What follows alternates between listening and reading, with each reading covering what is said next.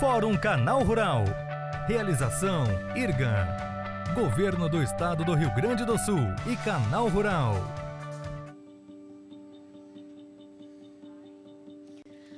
Olá, muito bom dia para você que está ao vivo acompanhando a programação do Canal Rural. Bom dia para todos que estão aqui, sejam bem-vindos nesta manhã em Esteio, no Rio Grande do Sul, onde damos a largada para uma série de fóruns que vamos fazer ao longo desta semana de Expo Inter. Casa cheia, como vocês estão vendo, quem está aqui na região, no Rio Grande do Sul, é nosso convidado para participar de todas as discussões que estarão presentes na Arena Canal Rural. É a nossa casa aqui na Expo Inter e a gente gostaria muito de ter você como nosso convidado. Se você não veio até a Expo Inter, mas está em casa assistindo ao Canal Rural, você pode participar ativamente de todas as discussões que vamos fazer ao longo desta segunda-feira e ao longo desta semana. Para começar, a gente vai fazer o Dia do Arroz. Nosso primeiro painel é justamente sobre este produto, que é um dos mais importantes da cesta básica do brasileiro, que é um dos mais importantes da economia do brasileiro, do país e também do agro brasileiro. 70% da produção de arroz sai daqui, do Rio Grande do Sul, estado que cedia a Expo Inter. É o maior polo de beneficiamento de arroz fora da Ásia. É reconhecido pela qualidade que tem e o arroz daqui é 100% irrigado. Agora a gente vai tratar nessa manhã de vários fatores, como por exemplo, por que comer arroz faz bem para a saúde? Como está o consumo deste produto? Quais são as alternativas para incluir mais o arroz na nossa dieta de cada dia? E ainda, será que o arroz está em conformidade com as questões ambientais? Claro que sim. Agora, quais os desafios para o uso da água nas dinâmicas de agroquímicos e ainda o potencial de trazer a economia do estado para um degrau acima que essa cultura tem? É uma grande discussão que a gente vai ter nessa manhã e, sem dúvida, vai ser muito bacana contar com a presença de cada um de vocês. Para participar, é só aproveitar e anotar o WhatsApp do Canal Rural. Você que está em casa, estou aqui conectada. 11 98524 0073. Não deixe de participar. Estarei aguardando seus comentários, sugestões e perguntas para os nossos painelistas. Você quer conhecer os nossos painelistas?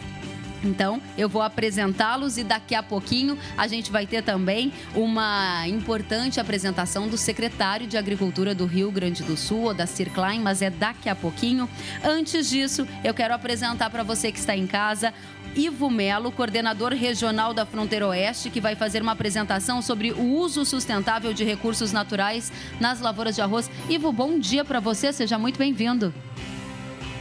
E muito obrigado aí pela oportunidade. Vamos ver se a gente consegue colaborar. Sem dúvida, já estamos começando essa discussão juntos. A Carolina Pita, ela é nutricionista do IRGA e ela vai mostrar os benefícios do consumo do arroz para a saúde. Carolina, seja muito bem-vindo, bom dia. Obrigada, bom dia. Obrigada, Carolina. E estará também conosco nesta roda de debates Tiago Barata, que é diretor comercial do IRGA e que vai trazer para a gente todos os aspectos socioeconômicos dessa cultura. Bom dia, Tiago. Bom dia, Kelly. Obrigado pela oportunidade. Obrigada a você. Bom, eu poderia já aqui adiantar vários dos números do arroz junto com os meus colegas, mas neste momento eu já quero abrir convidando o secretário de Agricultura do Rio Grande do Sul, Odacir Klein, que vai iniciar esta manhã fazendo a apresentação. Uma salva de palmas, seja muito bem-vindo.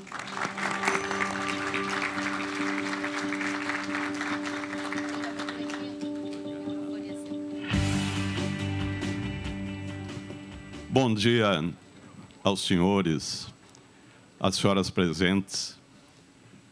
Eu inicio saudando rapidamente algumas das pessoas que aqui estão pela representatividade no setor, na cadeia produtiva.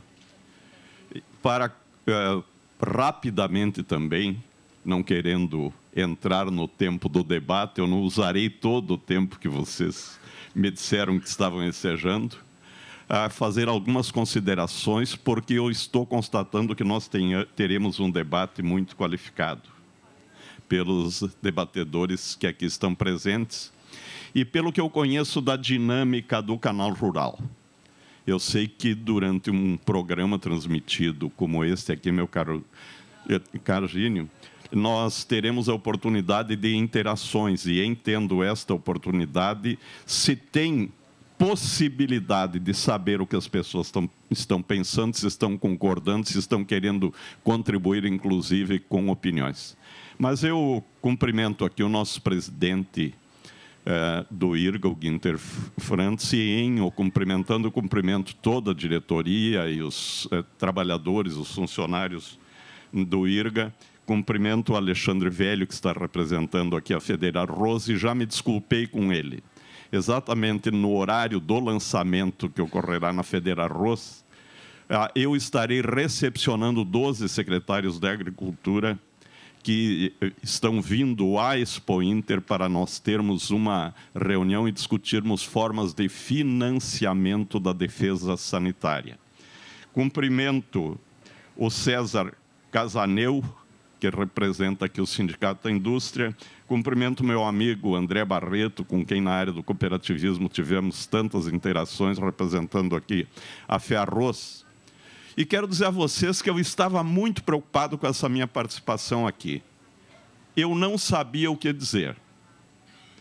Eu pensava, eu posso fazer determinadas afirmações e dizer, mas ele é secretário, integra o governo, porque o governo não ajudou a resolver. Eu poderia fazer outras afirmações que eu seria meramente repetitivo, ficar passando dados e números. Eu até ontem estava muito preocupado. Almocei com a diretoria do Banrisul e comentei com eles.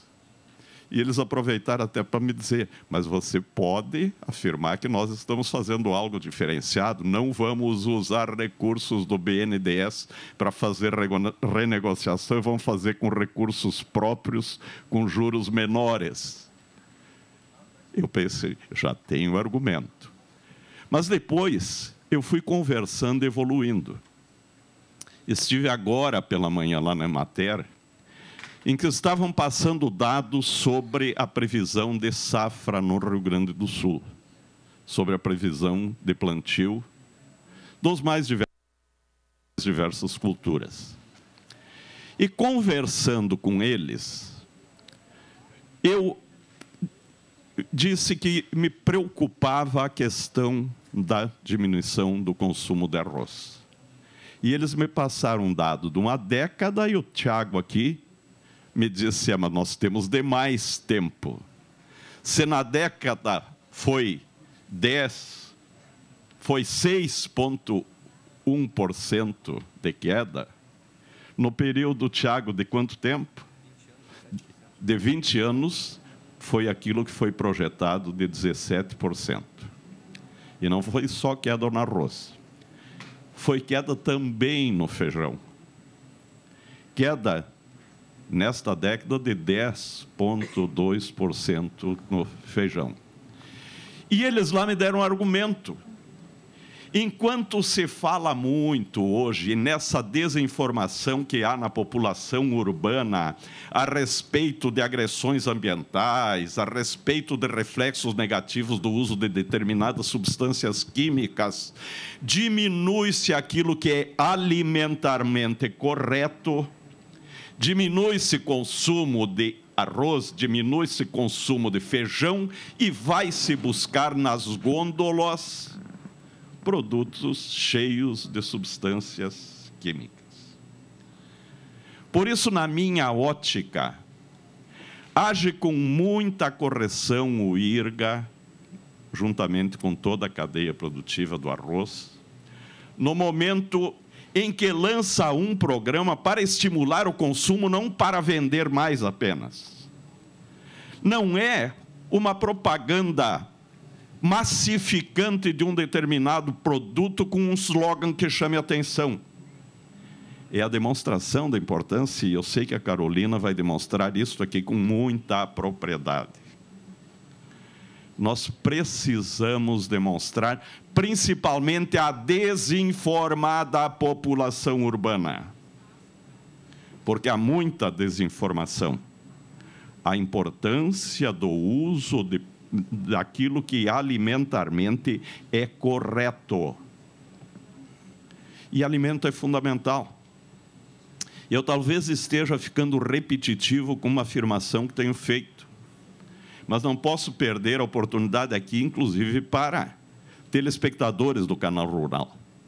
Na Declaração Universal dos Direitos Humanos, o primeiro dos direitos previstos é a vida. O dispositivo que prevê que o primeiro dos direitos é o direito à vida, diz a vida, a liberdade, a segurança, e depois prossegue. Deveria no dispositivo constar a vida com garantia de alimento, para depois vir a liberdade, depois vir a segurança, depois virem os outros itens. Não há vida sem alimento. Alimento é fundamental à vida. Não há liberdade sem alimento. Não há como buscar segurança sem alimento. Não há como ter saúde sem alimento. E produção de alimento é fundamental. E arroz é um alimento saudável e um alimento fundamental.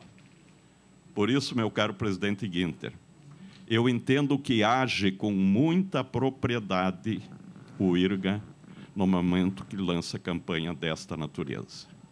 Mas eu ontem, quando me preocupava com o que diria aqui, eu fazia um pouco de meia-culpa. Eu assumi a titularidade da secretaria há 4 meses e pouco, e tenho mais 4 pela frente. Eu posso aqui assumir compromisso porque eu, pessoa física, não sou candidato a nada. E os candidatos são pessoas físicas, não são instituições. Eu fiquei pensando, que atenção eu dei ao IRGA nesse período? E cheguei à conclusão que quase nenhuma. Que atenção eu dei à cadeia produtiva do arroz nesses 4 meses e pouco? E cheguei à conclusão que quase nenhuma. Eu estou num momento de atividade muito intensa aqui na Expo Inter. Mas eu quero, a partir da semana que vem, dar mais atenção. Talvez o fato de ter me preocupado tanto com o que iria dizer aqui tenha me levado a refletir sobre a importância de nós interagirmos. O Rodrigo Riso coordena as câmaras setoriais. Eu faço questão de participar das discussões. Tenho tido pouco contato com a Federarroz, com a Ferroz. E tenho mais 4 meses de participação ainda nessa atividade como secretário. Eu amadureci um ponto de vista convivendo com o Fundesa, que é o Fundo de Defesa Sanitária. É que determinadas instituições, quanto mais independência tiverem, mais possibilidade tem de sucesso, embora o poder público tenha as suas responsabilidades. Acho que nós podemos aproveitar, fora de qualquer espécie de outro tipo de preocupação, inclusive para aproveitarmos, para discutirmos IRGA, para discutirmos a nossa atividade toda nesse setor da produção de arroz, porque eu sou secretário da Agricultura pela 3ª vez. A primeira vez há 30 anos atrás. Havia problemas no arroz. E não era choramingação. Havia problemas. Custo de produção, dificuldades. Nós tivemos avanço nesse período, e avanço em termos de tecnologia, fazendo com que nós tenhamos aumento de produtividade, respeito ao meio ambiente. Eu voltei 15 anos depois, no governo Rigoto, e era secretário da Agricultura. A cada 15 anos me chamam, daqui 15 anos eu não aceitarei mais, porque eu estarei com 90. Aí não vai dar para aceitar. Mas havia também problemas e sérios. Naquela ocasião, nós partimos para uma campanha que hoje eu considero que não foi a correta. tentando estimular consumo. Eu me lembro bem de uma das gravuras, que era um peixe, um arroz ao lado, no prato. E as pessoas comentavam que peixe apetitoso aquele que está ali. Se tentava fazer a campanha mostrando a importância do consumo de arroz e as pessoas estavam fixadas no peixe. Eu voltei agora. O arrozeiro continua com problemas. O setor continua com problemas. Nós precisamos integrar a cadeia produtiva.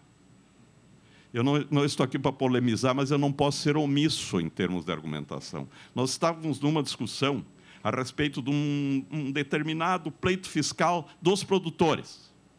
O setor industrial tinha posição contrária, porque se facilitasse a venda do arroz, teria talvez um aumento de preço para o setor industrial.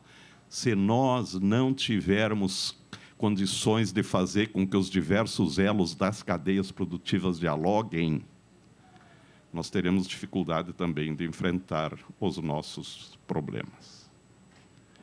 Eu não sou um fanático religioso, não sei que o Estado não deve tomar posição religiosa, mas o que eu vou fazer agora aqui, relatar, é meramente exemplificativo e para chamar a atenção, é simbólico, para que nós possamos refletir aqui sobre a importância de nós interagirmos. Eu sou um misseiro tradicional. Um dia eu fui numa missa em Brasília, cheguei, peguei o papelzinho, li. Milagre da multiplicação dos pães e dos peixes. Pensei, vou ouvir de novo, que saltou o pedaço de pão do pão, que saltou o pedaço do peixe.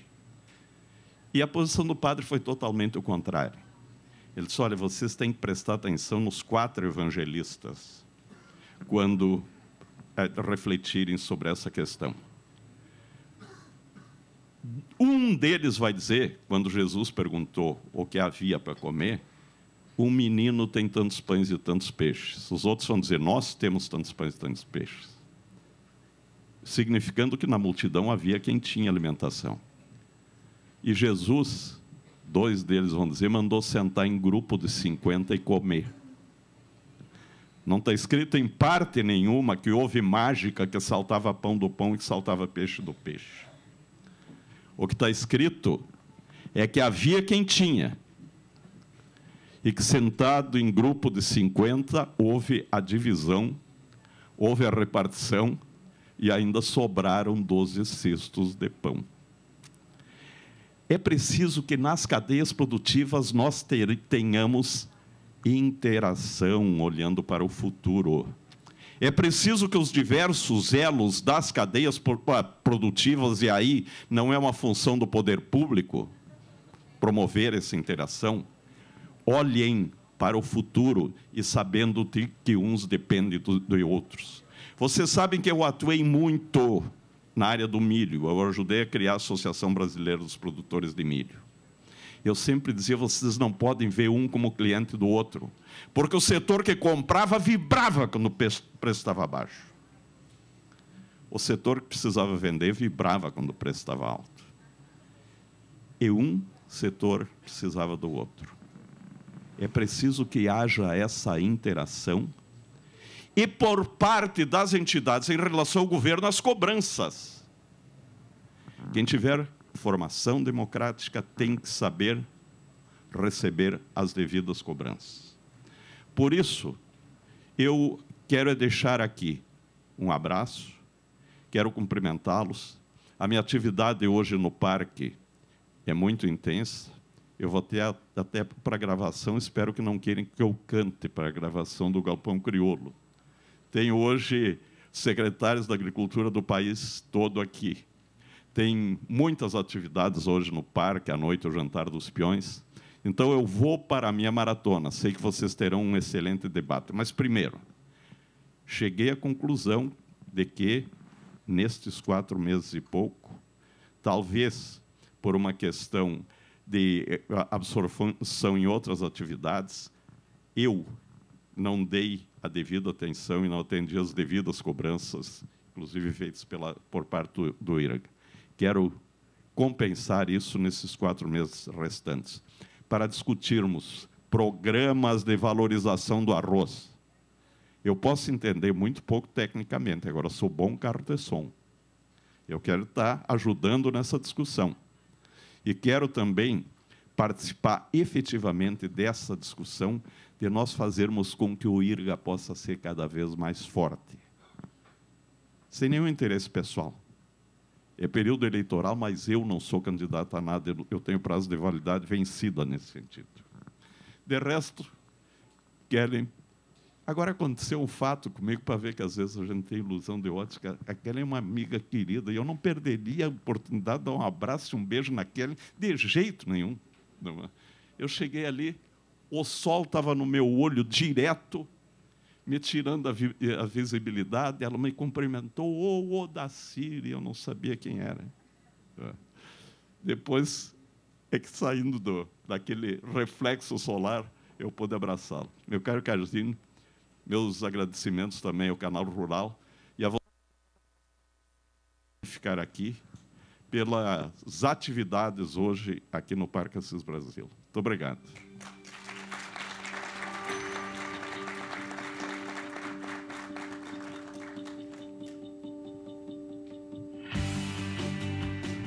Muito obrigada ao secretário de Agricultura, o Dacir Klein. Aqui dentro, sem sol, a gente já se cumprimentou, já se viu, já batemos um papo e foi muito bom tê-lo conosco na abertura desta edição aqui cheia de fóruns direto da Arena do Canal Rural em Esteio, no Rio Grande do Sul. Você já viu, né, quais vão ser os temas em destaque? O nosso tema principal é o arroz. E para começar estes debates agora entre os painelistas, depois de termos recebido o secretário de Agricultura do Rio Grande do Sul, nós vamos tratar de alguns aspectos ligados à sustentabilidade, ao recurso, aos usos de recursos naturais nas lavouras de arroz, desafios e oportunidades. Para tratar disso tudo a partir de agora, eu convido para vir aqui o agrônomo Ivo Melo, que é coordenador regional Fronteira Oeste do IRGA e presidente do Comitê de Gerenciamento da Bacia do Rio Ibiqui, que recebe as saudações da nossa plateia. Seja muito bem-vindo, Ivo.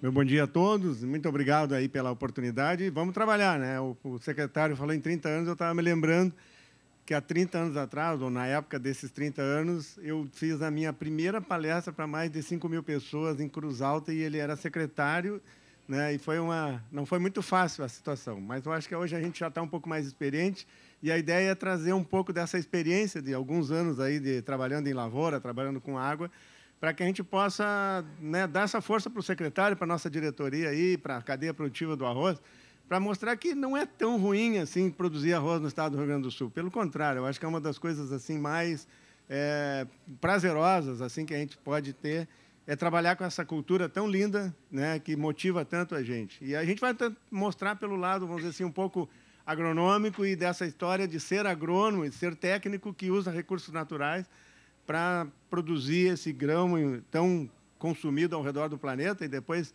né, com certeza, aí a colega depois vai complementar aí com aquela área. Nós já estamos acostumados, né? Esse ano, 2018, nos trouxe duas boas oportunidades, lá no Fórum Mundial da Água e agora aqui no Canal Rural, aqui na Arena do Canal Rural. Então, nós vamos adiante. Eu vou contar uma história até...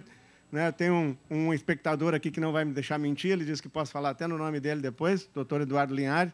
E eu vou contar uma história exatamente, né, de como que o Rio Grande do Sul, e principalmente o que diz respeito à água, né, por que a gente é tão sustentável e por que a gente está tão alinhado a essas coisas aí nesse contexto. Então, né, sigam aí mais ou menos a nossa linha de raciocínio. Eu vou falar, então, né, nós estamos aqui na Expo Inter. Na Expo Inter é a exposição que nasceu com a pecuária de corte no Rio Grande do Sul, que tem mais de 300 anos, no século XVI. Né? Depois a gente vai falar um pouco aí como é que é esse contexto aqui da gente estar aqui hoje, né, no estado que tem toda essa tradição de produção agropecuária aí, que nasceu, né, com a pecuária. E vou falar da região das vertentes, lá da fronteira oeste, dos solos superficiais e das perdas que essa pecuária secular teve até a metade do século passado. E aí vou contar essa história aí que o IRGA tem muito a ver em relação ao investimento em armazenamento de água.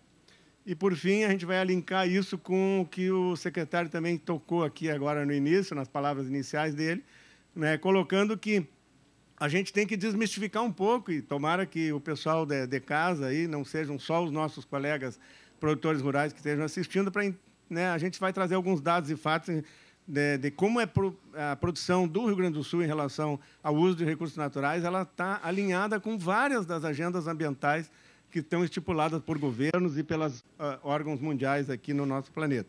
E, no fim, algumas considerações finais. Então, esse aí, segundo o Google, o tio Google mostra aí, esse gado aspado aí é o gado que veio aqui há 300 anos atrás, e ele evoluiu para esse aí, junto com o gaúcho, com o cavalo crioulo, em toda essa nossa tradição, né, essa colonização ibérica aqui do Cone Sul da América do Sul, que acabou trazendo esse pessoal, e não é por nada, né? Nós estamos num bioma diferente, característico, né, que protagonizou, que facilitou com que a pecuária de corte e depois aquelas culturas que vieram acrescentar a agropecuária, a produção primária aqui no Rio Grande do Sul, dentro desse bioma tão forte aqui, que é o nosso bioma Pampa, e que se estende aí nos países vizinhos da América, da Argentina e do Uruguai.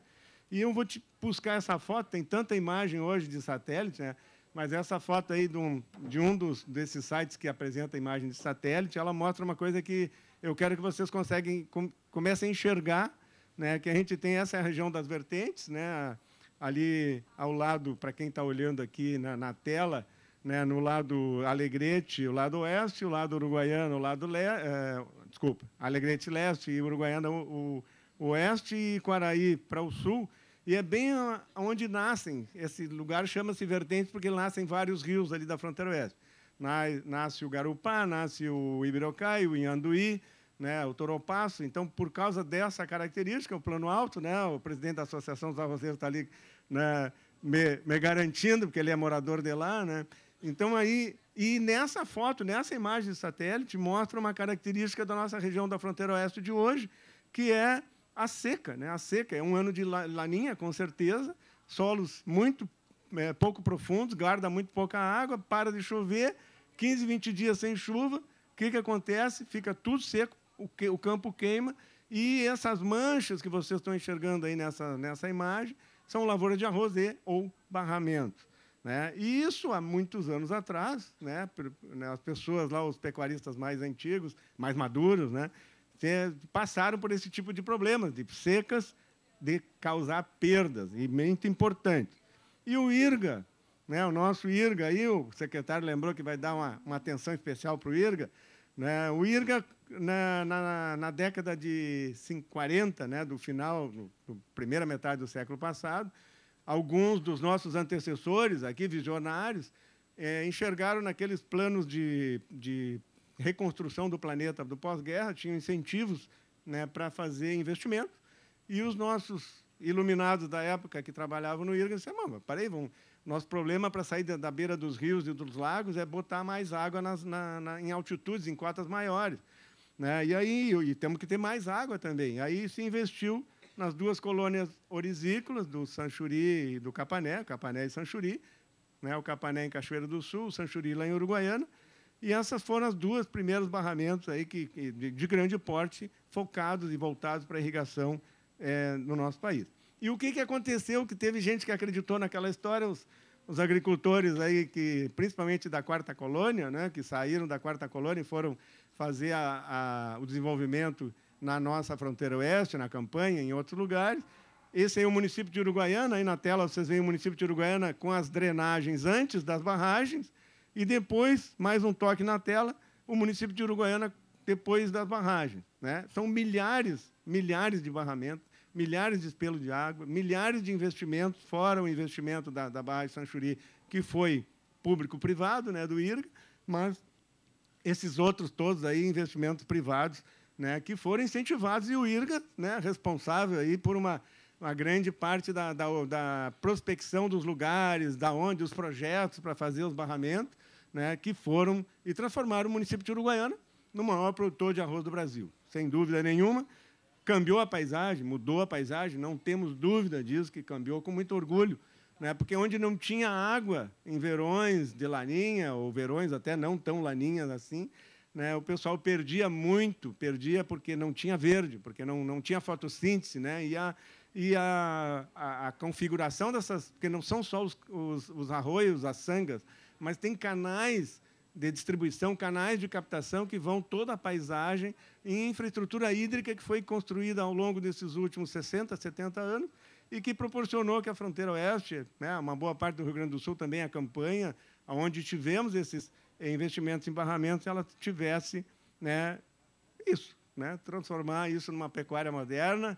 Hoje, sistemas integrados de produção agropecuária, que esse é o nosso grande desafio da intensificação sustentável, já vamos falar um pouquinho aí adiante. Aqui tem um mapa da Agência Nacional de Águas, que bota, não dá para mostrar todo o mapa do Brasil, mas os únicos municípios que aparecem naquela cor ali, mais escura, que está ali, né, nesse mapa, quem conhece vai enxergar ali Uruguaiana, né, o Raul vai enxergar Itaqui lá também, Santa Vitória, que estão na cor, que tem mais de 50 mil hectares de irrigação. O pessoal lá no Centro-Oeste, nós irrigamos um horror aqui, mas nem tem nenhum município que tenha mais de 50 mil hectares de irrigação, num município só, como tem Uruguaiana, Itaqui e Santa Vitória, Alegrete um pouquinho menos, né, mas esse é o mapa da Agência Nacional de Águas, onde tem maior uso de água para irrigação, está aí, né? O Rio Grande do Sul aparece com esse protagonismo por causa desses investimentos, associando aí os rios, a quantidade de rios que nós temos, né, a essa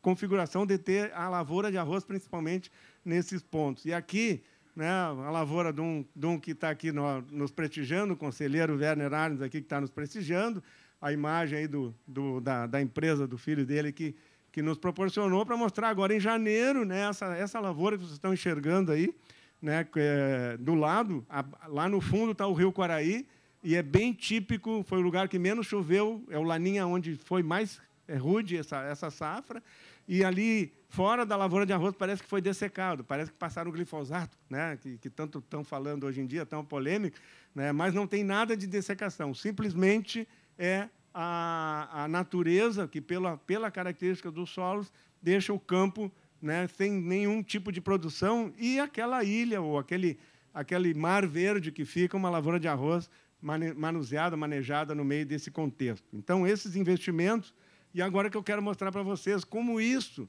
né, que foi feito. Imagine, o IRGA investiu em 1948, foi inaugurado a barragem do Capané, quer dizer, na década de 40 do século passado, né, e por que o pessoal investiu nisso?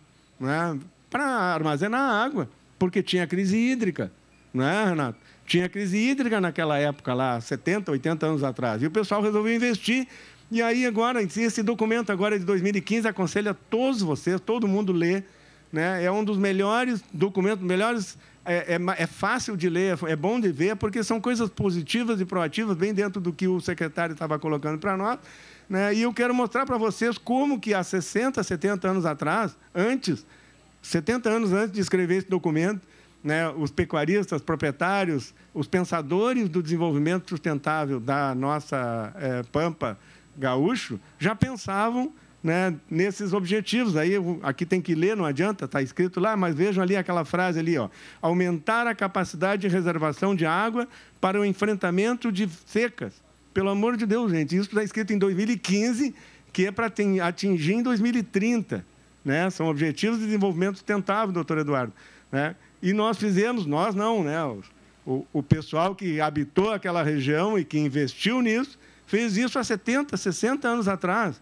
Exatamente o que está dito para fazer daqui para frente, para essas crises hídricas que acontecem em São Paulo, que acontecem em Brasília e tantos outros lugares do planeta. Está aí, ó, o pessoal se juntou em 2015 para dizer que tinha que aumentar a capacidade de reservação de água para o enfrentamento de eventos de seca. Quanto tempo que a gente vem fazendo isso, né? De novo, ó, promover a captação, o armazenamento e uso racional e eficiente de uso dos recursos hídricos na agricultura. Pô, gente, isso escrito em 2015, há quanto tempo a gente vem fazendo isso, né? E está tudo alinhado, por quê? Porque esses açudes, barramentos, eles deram uma nova vida para aquela atividade secular, que era a pecuária de corte, né, que vinha há anos trabalhando e tendo dificuldades, né, continua, com certeza, continuamos tendo seus desafios, gargalos, mas já com outro tipo de perspectivas, né, e também mantendo uma biodiversidade, mantendo aquela biodiversidade natural do Pampa, porque quem que não vê, quem anda nas nossas paragens, nas nossas paisagens, né, não vê a tal da EMA lá, né, tanto tranquila em relação a tudo. Então, agora vamos falar mais uma outra coisa. Falam tanto que as nossas atividades, elas ameaçam, impactam recursos naturais de forma negativa.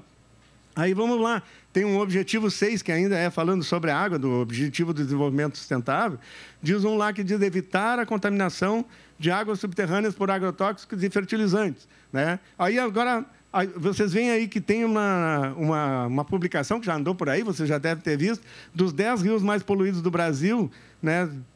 Tem 3 aí do Rio Grande do Sul, os Sinos, o Gravataí e lá o Caí, que não aparece aí na tela, né? Aí tem essa história de como é que a gente organiza a classificação das águas, vamos falar em fatos e dados. Uma coisa é dizer assim, ó, eu acho que tu está poluindo, eu acho que tu está degradando. A outra coisa é dizer assim, bom, está degradando de fato, está medido, né?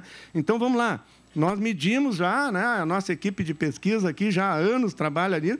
A água de captação ali na Estação Experimental de Cachoeirinha é classe 4, a pior classe pelo CONAMA, né? E os nossos pesquisadores mediram que, depois de passar por dentro da lavoura de arroz, essa água é devolvida ao curso hídrico na classe 1, que é a melhor classe de um rio. A mesma coisa, né? Não, o Everton está aqui, não vai me deixar mentir sozinho, o Arroio Duro, também parceiro do IRGA, aí, lá em Camaquã. Está a mesma coisa lá no perímetro irrigado do Duro, né? Cruza a água por dentro de Camaquã, adquire um pouco de poluente, depois passa por dentro das lavouras. E o nosso professor Mundstock, inclusive, liderou pesquisas lá, né, Everton, para mostrar que as águas que devolve lá do Duro, elas chegam na Lagoa dos Patos e no Rio Camaquã em classe 1. Quer dizer, então, da onde que está acontecendo? Isso é fato e dado, gente. Aí vamos lá para o Rio Ibicuí, plano de bacia do Rio Ibicuí, né, ali já mostraram aí mais de 50 mil hectares de espelhos d'água, volumes, etc., irriga tanto assim, né? 98% da disponibilidade hídrica é usada para irrigação de arroz, né? E aí o que o IRGA faz com essas parcerias todas? Vamos ver se vocês conseguem entender tudo isso aí, né? Então, ali está no meio hoje, que é eu, extensionista, lidero uma equipe de extensionistas aí no IRGA, estamos com o nosso projeto 10+, mas o projeto 10+, ele está linkado com os objetivos do desenvolvimento sustentável, porque a gente trabalha com agricultura de processo e não agricultura de insumos, né? A gente trabalha com agronomia baseado no que a ONU, a FAO, diz ali, o Save and Grow. Esse livrinho que está aparecendo ali são os fundamentos da intensificação sustentável, que é o que preconiza a FAO, e nós estamos alinhados, né, Luciano?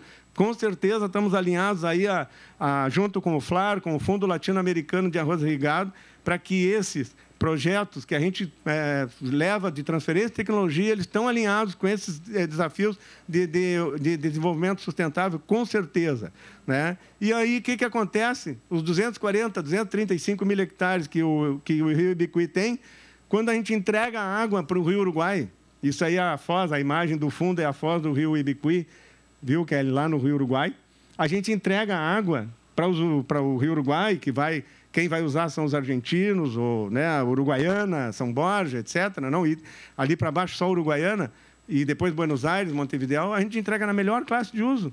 Então, da onde que está essa contaminação toda, se nós temos 230 mil hectares, 240 mil hectares de arroz, e que entrega na melhor classe de uso de uma água, né? Também a vida terrestre, né, com certeza, né, esse o objetivo 15, o Objetivo de Desenvolvimento Sustentável número 15, tem a ver com a vida terrestre. Quem conhece a campanha, né, doutor Eduardo, a gente anda lá, capincho, né, os nossos capinchos lá nas taipas das barragens, né, a EMA convivendo com a soja. Sim, com a soja. Gente, nunca vai ter tanta soja, por causa exatamente dos solos que não são profundos, tanta soja que possa impactar demais o nosso bioma Pampa. E, com certeza, essa turma aí convive, né, Gross? Essa turma aí convive com a nossa lavoura de arroz aí, né? Então, nós temos certeza que a outra coisa que para a gente ir encerrando aqui, né? Outra coisa que você fala muito, fazer mais com menos, diminuir o impacto nos usos naturais. Gente, esse gráfico aqui mostra de uma forma muito contundente, né? Há 30 anos atrás, 31 anos atrás, o Brasil produzia 9 10 milhões de toneladas de arroz em 5,6 milhões de hectares de produção, juntando todo o Rio Grande do Sul e todo o Brasil, né, com uma média de produtividade de 1.750 quilos. Agora, vejam hoje, só o só o Rio Grande do Sul, né, produz quase 9 milhões, produziu safra passada, esse ano um pouquinho menos, 8 milhões e meio de toneladas, né, com uma produtividade, né, de 5 vezes maior, né, dessa de 30 anos atrás, e nós diminuímos para 1.107.000. Né? Isso está escrito nos Objetivos do Desenvolvimento Sustentável. Leiam. Quer dizer, nós estamos super alinhados. Nós investimos em tecnologia, investimos em conhecimento, em agricultura de processos, né, para poder chegar nisso aí, chegar nessas produtividades que estão, sim, alinhadas com o desenvolvimento sustentável. Eu não tenho dúvida disso, né? Então, aqui, para finalizar, a gente diz isso, né? O bioma Pampa, a agropecuária no bioma Pampa do Rio Grande do Sul é secular. Temos indicadores de sustentabilidade alinhados à agenda ambiental global. E isso nos traz bem-estar. Essa é a nossa proposta, né, presidente Guinter? É o bem-estar de todos, né, do consumidor do arroz e da sociedade que nós estamos inseridos. Né? E reservar água no ciclo hidrológico natural, Reservar é uma ação antrópica, não tem dúvida, estamos interferindo, né? Mas é proativa e está alinhada aos Objetivos do Desenvolvimento Sustentável. A sociedade diz que é desejável fazer isso, né? E contribui para o bem-estar, não temos dúvida disso, né? E vamos lá, gente, vamos trabalhar com mais fatos e dados e menos axologia. Essa ciência da axologia, ela invade as nossas redes sociais e nos atrapalha, porque sem dados, né, nós somos mais uma pessoa com opinião. Mas e esse doutor aí dizia, né, o seu Deming aí dizia que eu acredito em Deus. O resto tem que me mostrar fatos e dados. Então, gente, isso aqui com essa imagem aqui lá do Porto de Itaqui, né, no meu conselheiro Raul aí, a gente agradece a oportunidade. Eu tenho certeza que todos nós, né, aprendemos um pouco, e eu sempre digo que a gente, como os rios, depois de um evento como esse, depois dessas conversas, a gente sai um pouco maior. Muito obrigado.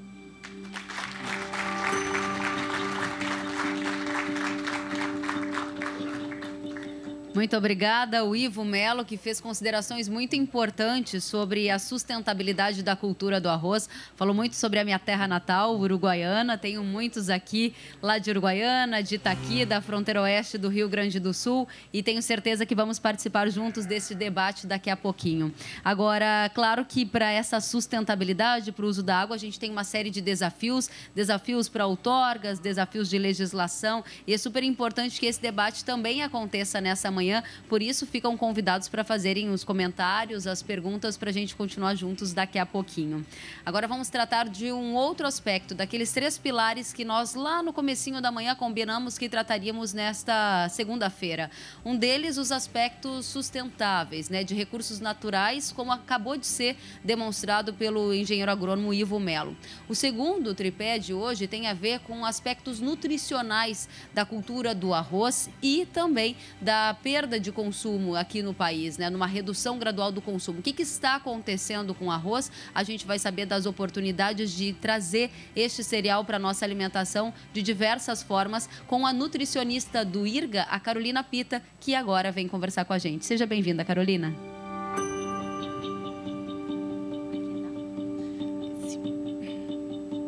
Bom dia. Bom, então, falar um pouquinho sobre o arroz, por que o arroz deve estar no nosso prato.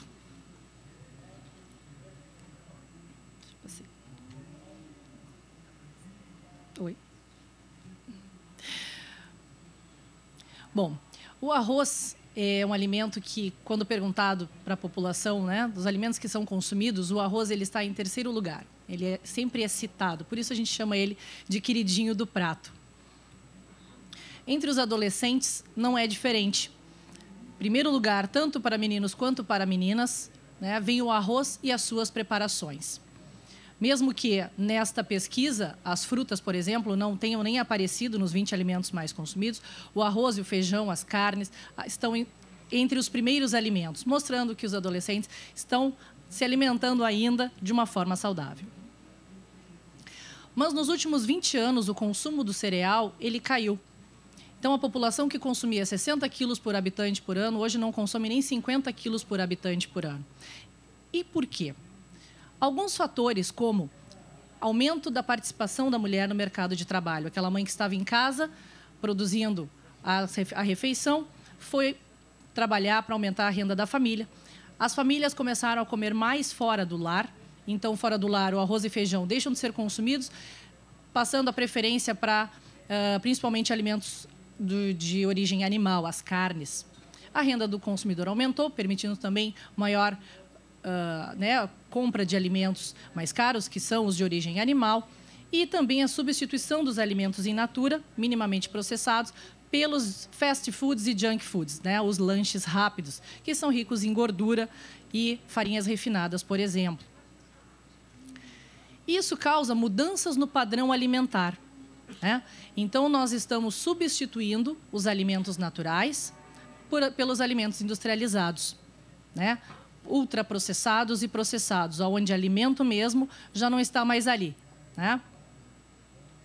E o que acontece? É uma matemática. Então, um desequilíbrio na oferta de nutrientes e o consumo excessivo de calorias. Então, sim, quanto mais calorias, quanto mais alimentação rica em gorduras, em farinhas refinadas, mais o nosso peso vai aumentar. Então, é uma prova de que o arroz saiu do prato, Nosso prato era colorido, era bonito, e hoje o nosso prato tem apenas uma cor. Atualmente, nós consumimos quase 20% a mais de gorduras saturadas e açúcares, do que comparado com pesquisas realizadas nos anos 50. E as consequências? Então, no mundo, nós temos 500 milhões de obesos, quase 1,5 bilhão de pessoas com sobrepeso, se alimentando muito mal. No Brasil, não é diferente. Mais da metade da população está acima do peso. Homens, quase 60%, e mulheres, a metade. Ainda temos o agravante da idade. À medida que nós vamos envelhecendo, o metabolismo vai desacelerando e a gente, a cada ano que passa, parece que come a mesma coisa e que engorda 1 quilinho a mais. Com a obesidade, outras doenças vêm junto. Então, não é só comprar uma roupa maior, como eu digo. Então, nós temos doenças associadas. O diabetes, a hipertensão são as mais conhecidas, e muito perigosas, porque essas doenças levam à morte. Então, como é que nós devemos nos alimentar? Então, segundo o Guia Alimentar para a População Brasileira, que é um material do Ministério da Saúde, diz que nós temos que fazer da nossa alimentação, principalmente o consumo de alimentos in natura, minimamente processados. Então, ele cita lá o arroz branco, arroz integral, parboilizado, outros grãos e outros vegetais. Então, nós devemos voltar a comer o que é natural. E falando do arroz, então, dos três, do arroz que a gente consome, principalmente no Brasil, então nós consumimos o integral, o parboilizado e o branco. O integral, que é esse que ainda tem a presença do farelo, o farelo atribui, então, maior conteúdo de proteínas, vitaminas, sais minerais e lipídios. Esse arroz, ele é consumido hoje entre 3% a 4% apenas no nosso país. O arroz parboilizado, parboilização, que é o processo hidrotérmico que transfere nutrientes do farelo para dentro do grão. Deixa esse grão mais nutritivo, passando, então, as vitaminas e sais minerais, principalmente, para dentro do nosso grão. O amido também sofre a gelatinização, que é uma alteração na sua configuração, deixando ele resistente à digestão, então ele atua como fibras.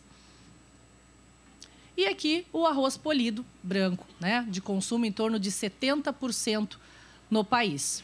Então, é aquele grão que tem retiradas a sua casca, o farelo, o germe, resultando, então, no grão bem branquinho, longo. Falando da composição química, então, por que é nutricionalmente importante que o arroz esteja no nosso prato? O arroz é dividido desta forma. Então, nós temos ali casca, a parte do farelo e o grão. No farelo, nós encontramos, que eu digo ali camadas mais externas, nós encontramos, então, as proteínas, lipídios, vitaminas, sais minerais e as fibras. Maior quantidade. E no grão, no centro do nosso arroz, nós encontramos o carboidrato, representado pelo amido. Então, quando nós dissemos, pelo Prova Arroz, por que o arroz é importante, então nós dizemos assim, que ele é rico em carboidratos, que é a principal fonte de energia para o corpo. Então, de todos os nutrientes, o carboidrato é o nosso combustível principal. O cérebro trabalha principalmente com glicose. Então, no arroz a gente tem o amido, que é um carboidrato complexo, que é de digestão lenta e gradual. Então, ele nos dá energia por mais tempo, não causando um pico de insulina, não tem uma digestão rápida. E a ingestão diária recomendada pela Organização Mundial de Saúde é que de todo o valor, de todo o conteúdo que nós consumimos ao longo do dia, dos 100%, pelo menos a metade deve ser de carboidratos. Quando a gente fala que ele é indicado para exercícios de longa duração, então muitos estudos hoje na área do exercício físico, em função dos atletas e dos profissionais, das pessoas também que praticam pela saúde, enfim, pelo um corpo mais saudável, os carboidratos são importantes substratos energéticos, porque os nossos músculos trabalham a partir de um combustível, que é a glicose, que quando está no músculo é chamado de glicogênio. Dietas de baixos carboidratos apresentam, então, fadiga precoce e falta de rendimento a exercícios. Então, quem faz exercício físico, quem faz exercício físico diariamente e para os atletas, o carboidrato ele é fundamental. Então, sem ele, nós não temos energia para realizar as nossas atividades.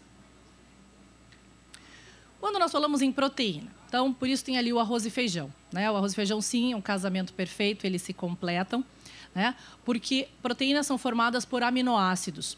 Na natureza, nós temos 20, dos 20, 8 são essenciais, ou seja, nós não produzimos no nosso organismo, precisando, então, consumir dos alimentos. O arroz tem esses 8 aminoácidos essenciais. A lisina, que está ali em vermelho, ela é chamada de aminoácido limitante, ou seja, ela não tem a quantidade suficiente sozinha.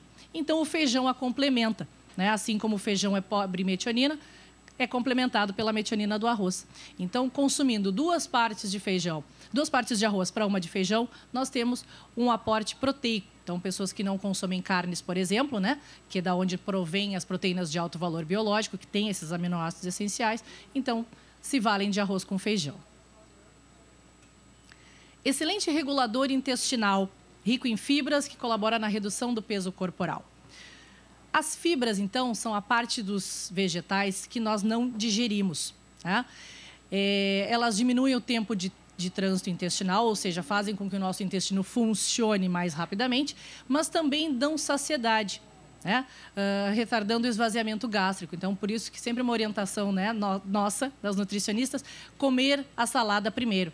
Assim, a gente está consumindo alimentos com baixo valor calórico, está ficando saciado, e aí depois a gente vai consumir os outros alimentos que têm um pouco mais de calorias, mas que nós também precisamos, mas não vamos comer em grande quantidade. O amido resistente que eu falei para vocês durante a parboilização, que é gerado durante a parboilização, ele é então a fração do amido que não é digerido no intestino delgado. Ele vai ser fermentado lá no intestino grosso, servindo de substrato para as bactérias que nós temos no nosso intestino, nos defendendo das bactérias que estão no ambiente e que, porventura, a gente acaba consumindo normalmente junto com os alimentos, que estão presentes junto conosco no dia a dia. Essas propriedades nutricionais, então, são semelhantes às fibras e por isso que ele é conhecido, então, o arroz integral, como tendo um efeito pré-biótico. Integral porque o arroz parboilizado, ele é integral e passou por aquele processo e depois sofre o polimento. Tem a digestão lenta e gradual, não causando picos de insulina. Então, à medida que nós ficamos saciados, que nós consumimos mais fibras, nós não comemos alimentos calóricos. Dessa forma, a gente consegue reduzir o peso para quem está fazendo o controle de peso, então, se valer dos alimentos fibrosos. Então, entra nesse caso o parboilizado e o integral. Então, muitos estudos falam dos benefícios do consumo das fibras para o organismo. Então, diminuindo o risco das doenças cardiovasculares, as doenças do coração, do acidente vascular cerebral, hipertensão, diabetes mellitus e desordens gastrointestinais, como a constipação, a dificuldade nas evacuações, que é bem comum. Não contém glúten, é um cereal hipoalergênico, então nós não encontramos estudos onde falem sobre propriedades alergênicas do arroz. Pouco ainda se estuda e pouco se tem comprovado sobre o arroz causar alergia. Então, a gente considera ele, sim, um alimento hipoalergênico.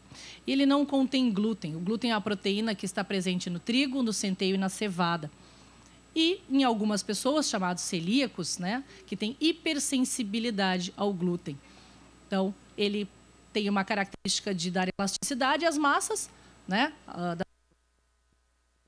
e o arroz não tem este componente. Então, quando a gente fala em não conter glúten, a gente automaticamente fala também em farinha de arroz, né, que é o coproduto mais utilizado hoje do arroz. Então, que é a farinha que tem um gosto suave, cor clara, né, hipoalergênica. As características do arroz são as características da farinha. Ela é de fácil digestão e ela produz também saciedade. Então, consumindo os produtos com farinha de arroz, come-se menos quantidade e a gente fica saciado mais rapidamente. Então, ela pode ser substituída pura em receitas tradicionais com outras farinhas, não precisando misturar farinhas, né? E não colocando nenhum tipo de melhorador ou algum outro componente para dar uma característica àquele bolo ou preparação que for feita com ela. Contém vitaminas e sais minerais, né? Fonte de ácido fólico, que auxilia no desenvolvimento fetal. Então, todos estes minerais são encontrados no arroz. Os minerais e as vitaminas são os nutrientes reguladores, né, que nós precisamos de pouca quantidade, mas são fundamentais para todas as funções do nosso organismo. As vitaminas são as do complexo B, chamadas hidrossolúveis, né, e o ácido fólico, ele entra também, que é muito utilizado para as mulheres que querem ser mães, né, para evitar doenças do tubo neural, né, da má formação do tubo neural, a parte neurológica. Quanto comer de arroz, né? Então, em geral, arroz nós consumimos em torno de 2 colheres de sopa ou meia xícara. Isso é uma recomendação genérica. Mas, claro, cada pessoa é uma, cada situação do indivíduo deve ser avaliada pelo nutricionista, que é o profissional responsável por orientar, né, a alimentação da população. Eu coloquei ali a questão da quantidade de carboidrato, porque sempre é uma dúvida, né? Comer arroz, porque arroz engorda. Na verdade, vejam ali, isso está no material da Sociedade Brasileira do Diabetes, né? Então, para cada colher de arroz, né, nós temos 20 gramas de arroz, nós temos 5 gramas de carboidratos. E para cada colher de servir, aquela colher maior, nós temos 13 gramas de carboidrato. Isso é pouco, né? Nós temos muito ao longo do dia para preencher 50% de tudo que a gente come ao longo do dia. Então, o arroz, ele deve estar no prato, ele não é um alimento que seja ruim, que ele engorde. Se a gente for pensar assim, tudo que nós comermos em excesso vai engordar, certo? Se ele fosse um alimento tão ruim, não era cultivado há 7.000 anos, né? E não era tão importante para a gente, economicamente, culturalmente e nutricionalmente. Então, o arroz, né, assim como diz o slogan do nosso programa, é um alimento cheio de sabor e saúde. Muito obrigada.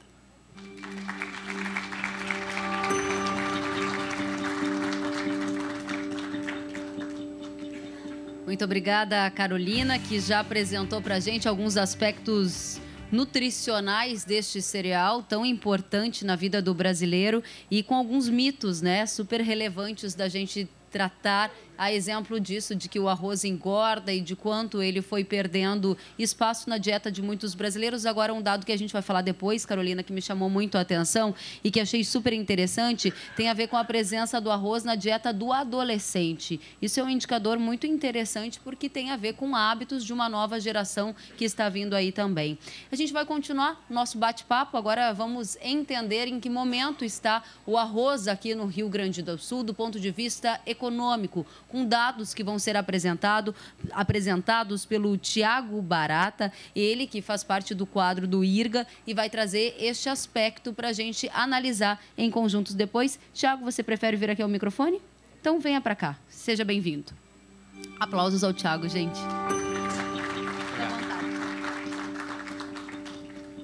Bom, muito bom dia a todos. Obrigado aí pela presença de todos. Obrigado, Canal Rural, pela oportunidade. Bom, inicialmente, como falou o presidente Guinter aqui, hoje nós realizamos mais uma edição do Dia do Arroz, né? Já é a 22ª edição nessa parceria com o Canal Rural, com a Secretaria da Agricultura. E dessa vez a gente traz uma abordagem um pouco distinta em relação às anteriores. Anteriormente, a gente tinha um tema mais focado ao produtor, a palestras mais técnicas, e hoje a gente chegou à conclusão que chegou a hora da comunidade como um todo entender melhor a contribuição que o arroz tem para o bem-estar da sociedade, até aproveitando a audiência do Canal Rural, que é mais ampla, é mais diversificada. E aqui a gente deixou bem claro, temos 2 palestras muito enriquecedoras de 2 profissionais lá do IRGA, mostrando que o arroz é, sim, um colaborador no bem-estar sob o aspecto ambiental. A produção de arroz é um grande aliado dos nossos recursos naturais e também sob o aspecto nutricional. A gente vive com um preconceito muito grande em relação ao arroz, que o arroz é comida, arroz eu como em casa, arroz é comida de pobre. Não, arroz é comida de pessoas saudáveis, né? Basta vocês compararem a saúde da população asiática, que tem o arroz como centro da sua alimentação, em relação à saúde dos norte-americanos, por exemplo, que não consomem esse nosso importante grão, né? Só por assim fica bem evidente de quanto que o arroz é importante sob o aspecto nutricional. Além disso, o arroz também cumpre uma função muito importante nas questões socioeconômicas, né? 70% da produção brasileira de arroz se dá aqui no Rio Grande do Sul. Isso muito se deve às condições edafoclimáticas, às características de clima e de solo, né, que restringem a diversificação em algumas regiões do estado, mas se deve também muito ao desenvolvimento de tecnologias focadas ao desenvolvimento da cultura especificamente para essa nossa região, e aí é fruto muito do trabalho do IRGA, também de universidades que têm focado a sua pesquisa no desenvolvimento da cultura do arroz. Produzindo 80% da produção brasileira de arroz, o Rio Grande do Sul pode sim ser considerado como uma peça-chave na segurança alimentar da população brasileira. Um dos principais alimentos na mesa da população brasileira é produzido aqui no Rio Grande do Sul. E a gente se preocupa muito, como a Carolina apresentou, o fato desse consumo estar caindo sistematicamente. Ela aqui mostrou que nos últimos 20 anos o consumo de arroz caiu 17%. Se hoje nós consumíssemos o que se consumia há 20 anos atrás, a gente teria uma demanda em 2,1 milhões de toneladas superior. Então, nós teríamos condição de absorver o excedente do Uruguai, da Argentina e do Paraguai, que hoje, muitas vezes, é considerado um problema que superoferta o nosso mercado. Nós estaríamos tranquilamente absorvendo esse excedente, além de garantir melhor condição à saúde da população. Além disso, a produção de arroz no Brasil tem uma participação muito importante na geração de empregos, né? Nós temos aí 18 mil produtores, segundo o último censo do IRGA, 18 mil produtores de arroz no estado, produtores e parceiros. Esses produtores ainda geram empregos diretos na lavoura, mas 37 mil empregos diretos são gerados dentro da lavoura. Então, nós estamos falando aí de um contingente de 55 mil trabalhadores diretamente relacionado à produção de arroz. Isso considerando apenas a geração de empregos dentro da porteira. A gente sabe que, em função do Rio Grande do Sul ter uma forte participação na produção, o Rio Grande do Sul tem uma forte participação na produção, nós somos geradores de matéria-prima para um centro industrial muito pujante. Nós temos aí mais 175 indústrias que geram 12 mil empregos, né? Então, aumenta ainda mais o número de empregos gerados na cadeia. Sem contar a geração de empregos relacionados aos serviços prestados à lavoura. Para vocês terem ideia, o parque de máquinas é superior a 25 mil tratores, 8 mil colheitadeiras. Então, fiquem vocês imaginando o tamanho, a demanda que se tem por manutenção, peças de reposição, enfim, realmente a gente perde, a gente não tem um levantamento geral do número de empregos que se tem. E a outra característica é que a produção de arroz se dá na metade sul do estado, uma região que realmente carente de investimentos, carente de uma diversificação da sua economia, né? Então, é uma economia muito concentrada na agricultura, e no arroz e na pecuária, né? Então, tem uma participação muito importante em alguns municípios do metade sul, né? Nós temos hoje 9 municípios, a produção de arroz apenas dentro da porteira gera mais de 1.200 empregos, né? Então, imaginem o impacto que seria para a economia desses municípios se essa produção perdesse força no Estado. Tá? E a gente fica preocupado que, apesar de todos esses atributos grandiosos, tanto sob o ponto de vista ambiental, sob o ponto de vista nutricional e também relacionado à economia, apesar de todos esses atributos grandiosos, a gente vê uma produção de arroz passando por dificuldades. Hoje, a gente pode dizer que muitas lavouras no Rio Grande do Sul estão inviabilizadas economicamente. E isso se deve, basicamente, a 2 fatores. Um é a queda do consumo. Com certeza, se o consumo hoje, como eu disse, fosse equilibrado ao que se tinha 20 anos atrás, a nossa situação econômica, a valorização do arroz seria maior. E o outro fator é a elevação do custo de produção. O custo de produção no Rio Grande do Sul, apesar da tecnologia avançada, apesar do produtor ter know-how, ser extremamente competente, inclusive a produção de arroz fora do Rio Grande do Sul se dá basicamente por gaúchos. Antes da gente exportar arroz, a gente exportava produtores de arroz, né? Então, a gente tem capacidade técnica, a gente tem tecnologia de ponta, mas a gente tem um custo de produção extremamente elevado.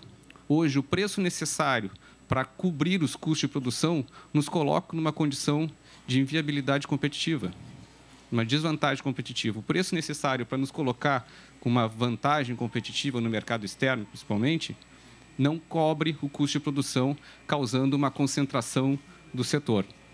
Então, a gente tem que pensar isso, e era por isso que a gente propôs aqui, para que a sociedade tenha noção do impacto dessa cultura, dessa importante cultura, dessa cadeia produtiva como um todo, no seu bem-estar. Então, para a população ter como referência na hora de consumir o arroz, que quando está comprando o arroz, além de estar comprando saúde, está garantindo também o desenvolvimento econômico da metade sul. Tá bom? A gente fica aí à disposição. Muito obrigado.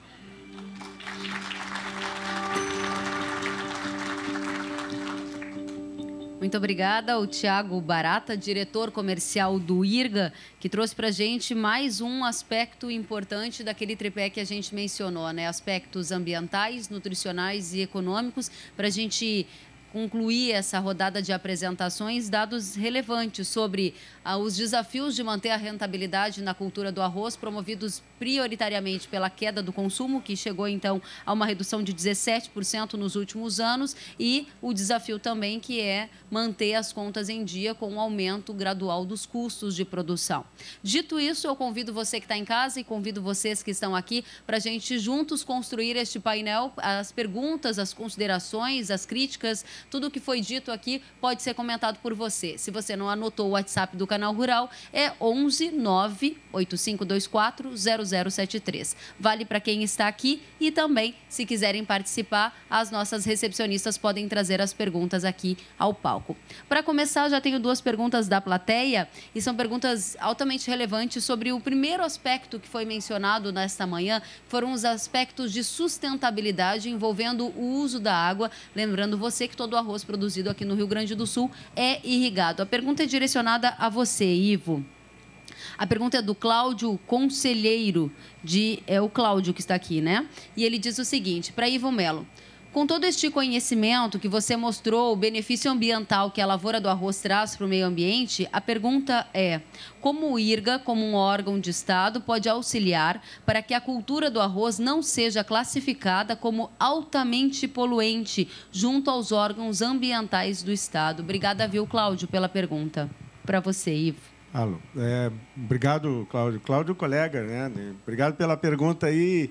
É um desafio antigo nosso, né? Isso aí foi, vamos dizer assim, uma falta de ocupar alguns espaços e a gente acabou sendo a atividade de irrigação da lavoura de arroz do Estado do Rio Grande do Sul, para quem não sabe, acabou sendo classificada pelo Conselho da FEPAM como de altamente poluidor ou altamente impactante, né? E, ao pegar essa classificação, a gente pega toda, vamos dizer assim, um efeito em cascata de obrigações que devem ser cumpridas. A gente já tentou várias vezes, né, chamar o Conselho da FEPAM para dizer assim, porque, na época, por isso que a gente traz essa ideia de trazer dados e fatos e menos axiologia, menos eu acho. Porque, na realidade, a decisão foi em cima de eu acho. E eu tenho certeza disso, e a gente fala com quem quiser sobre isso, né? E a gente já tentou trazer para que fosse trabalhar em cima de fatos e dados. Então, é um desafio. Nosso presidente de diretoria, o diretor Maurício, sempre trabalhou muito com isso aí, né? É um desafio constante. Nós ainda precisamos fazer isso, porque desmistificar isso é uma obrigação nossa como IRGA, uma obrigação nossa como cadeia produtiva, e estamos trabalhando para isso, Cláudio. Muito bacana. Obrigada, Cláudio, pela pergunta aqui da plateia. A gente continua agora para tornar mais dinâmica as nossas conversas. Pergunto para você, Carolina. Você apontou uma série de benefícios nutricionais do arroz e apontou também alguns motivos para a queda do consumo. Com o fato de a gente não ter glúten, por ele ser hipoalergênico, todos esses aspectos têm aumentado em alguns nichos o consumo do arroz. Como conseguir melhorar esse indicador de consumo na população brasileira? Kelly, ainda assim, os jovens ainda se alimentam bem porque existe um cuidado, né, das famílias com a alimentação das crianças até a adolescência. Enquanto a gente não vai para a panela sozinho, então alguém bota no prato, isso tem que comer, isso é importante. E assim acontece também com os idosos. Então, a partir dos 60 anos, volta uma alimentação. Agora eu estou, né, em terceira idade, enfim, temos vários nomes para para esse período da vida, mas volta uma preocupação com a questão nutricional. Então, a ideia é falar do arroz. O arroz, ele deve ser consumido em qualquer fase da vida, é um dos poucos alimentos que pode ser consumido em qualquer patologia, certo? Então, não consumir arroz virou mais mito, né? Eu acho que engorda, como o Milo falando, eu acho, né? Porque, na verdade, os excessos é que engordam. A entrada das farinhas refinadas, do excesso de produtos industrializados, é que fez a população aumentar de peso, né? Não os arroz, feijão, o nosso prato tradicional e colorido, ele não engorda. Então, a ideia é essa, é a educação. É explicar, é conversar, mostrar que o arroz pode ser consumido em todos os momentos da vida. Você conclui, então, que a queda no consumo do arroz ao longo dos últimos anos tem a ver, naturalmente, para a mudança de hábito, assim como você falou, da mulher saindo de casa, ajudando na renda, também tem a ver com a questão do mito de que o arroz é que engorda? Esse é um fator relevante na sua constatação? Sim. Tem a questão do mito e a questão desses fatores, todos eles fizeram, né, com que o arroz deixasse de estar no prato. Obrigada, Carolina. Aí a gente tem essa constatação de algo que vem acontecendo nos últimos anos, essa queda do consumo ligado a mitos e também a uma mudança de hábito da sociedade, focada também no papel da mulher, como a Carolina já trouxe para a gente. Vamos saber o que está sendo feito para tentar melhorar ou resgatar este consumo do arroz. Por isso eu pergunto para você, Tiago, o IRGA tem alguns programas voltados à valorização do produto. Esses programas estão dando resultado? O que vocês estão fazendo?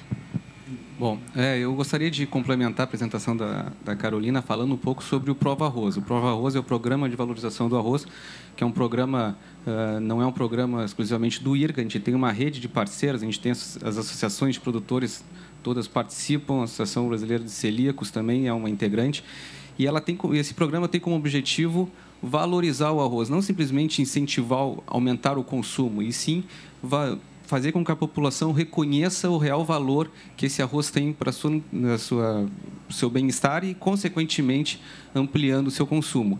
A gente tem bem uma consciência de que um dos grandes fatores que tem catalisado a redução de consumo é a mudança no estilo de vida, então nós precisamos adaptar o arroz aos novos hábitos alimentares. A gente tem que... E aí a farinha de arroz tem uma participação muito significativa e a gente identificou, conversando com muitas indústrias, né, que por que a indústria não está desenvolvendo produtos à base da farinha do arroz, assim como que garanta a oferta de produto com preparo rápido, facilitado, garantindo as condições nutricionais, né? E um dos grandes gargalos era a carga tributária, né? E tinha um ICMS chegava a 18%, e aí, né, conseguimos, junto com o Federarroz, FEArroz, a Associação de Produtores de Mostarda, Alegrete, enfim, um conjunto de instituições, e conseguimos conscientizar o governo do Estado que, apesar dessa toda a dificuldade econômica pela qual o Estado passa, era importante a gente reduzir a carga tributária, né? E a gente convenceu que hoje a arrecadação com essa carga tributária de 18% é zero, porque não se tem oferta de produto.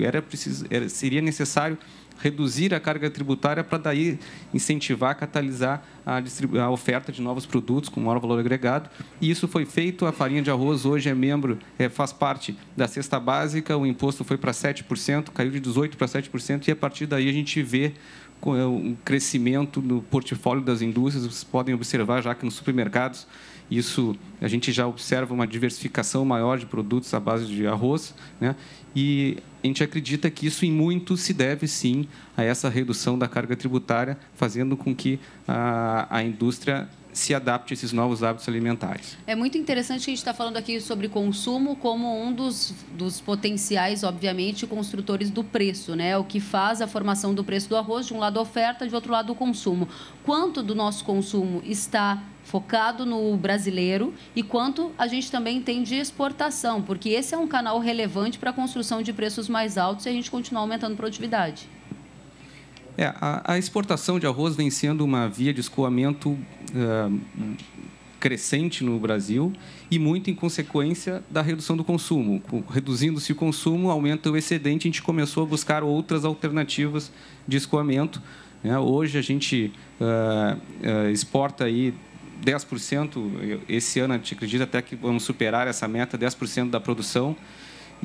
Mas a exportação nunca é uma via de escoamento segura, porque depende de uma série de fatores pelos quais a gente não tem garantia, que é a questão do câmbio, a questão do preço no mercado internacional. Então, o ideal, sim, ela vem sendo utilizada como uma alternativa compensatória à redução do consumo. O ideal seria a gente conseguir incrementar a demanda do mercado. Muito relevante do programa de valorização do arroz, que a população em geral não tem acesso, é que grande parte desses preconceitos, que o arroz engorda, que o arroz tem colesterol, parte dos formadores de opinião da área da saúde. E o IRGA tem como uma meta de estar presente na formação desses profissionais. Então, hoje, em várias universidades aqui do Rio Grande do Sul, nos cursos de medicina, nutrição, gastronomia, educação física, não se forma sem ter uma aula sobre os benefícios do arroz. Isso a gente começa a perceber que está tendo mudanças nas recomendações. O IRGA participou pelo segundo ano consecutivo do Congresso Brasileiro de Nutrição. Então, há 2 anos atrás, foi o tema central do Congresso, com 2.000, 3.000 nutricionistas. Então, aos pouquinhos, a gente está conseguindo quebrar esses preconceitos aí. E outra questão importante é que o arroz ainda é um alimento barato, né? Então, para um empreendedor da área da nutrição, da gastronomia, nenhum alimento vai dar mais lucro para o restaurante do que o arroz. Então, a gente também pega eles por esse lado, incentivando eles a incrementar a oferta de alimentos com a baseado no arroz, que isso vai garantir melhor renda ao restaurante. Muito importante, ou seja, 10% do arroz produzido, por exemplo, aqui no Rio Grande do Sul é destinado à exportação, 90% consumo interno. Está aí a importância da gente dinamizar as formas do arroz estar presente na mesa do brasileiro, não só como ingrediente do nosso almoço ali do arroz com feijão, mas também na farinha do arroz, produtos destinados a celíacos. E daqui a pouquinho tem uma pergunta sobre óleo de arroz. Antes disso, a gente vai voltar lá para a lavoura e vamos voltar para aquele nosso tripé nutricional, econômico e também de sustentabilidade ligado ao meio ambiente. A pergunta é para você, Ivo, e a pergunta é a seguinte: de que forma o projeto 10+ contribui para a redução da contaminação do ambiente, sobretudo da água com pesticidas? Essa é um desafio, assim, rapidamente na apresentação a gente colocou, né, que o IRGA trabalha na transferência de tecnologia para a agricultura de processos e não agricultura de insumos.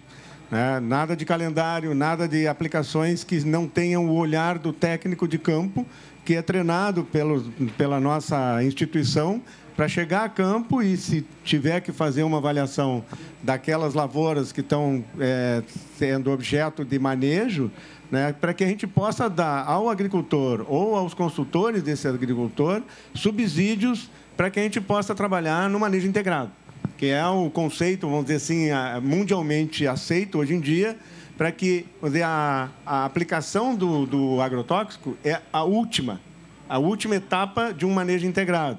Nós não somos contra, mas a gente inicia sempre com as boas práticas de manejo que começam desde o início e que, se a gente consegue cumprir as boas práticas de manejo, é projeto 10+, hoje em dia, que a gente consegue, por exemplo, no caso específico do fungicida, a gente consegue, hoje em dia, tranquilamente, com a genética IRGA, que é resistente à maioria, ou a principal doença do arroz, garantindo as práticas de manejo, de época de plantio, manejo de entrada de água, manejo de invasoras, e até chegar na hora de quando tem a pressão de doenças mais fortes, nós tranquilamente podemos recomendar a não aplicação desses agrotóxicos que normalmente são danosos, principalmente à vida aquática. Então, essa é, de uma forma resumida, isso é um capítulo, vamos dizer, uma novela inteira, explicar o que é a nossa transferência de tecnologia e toda a tecnologia associada ao projeto 10+.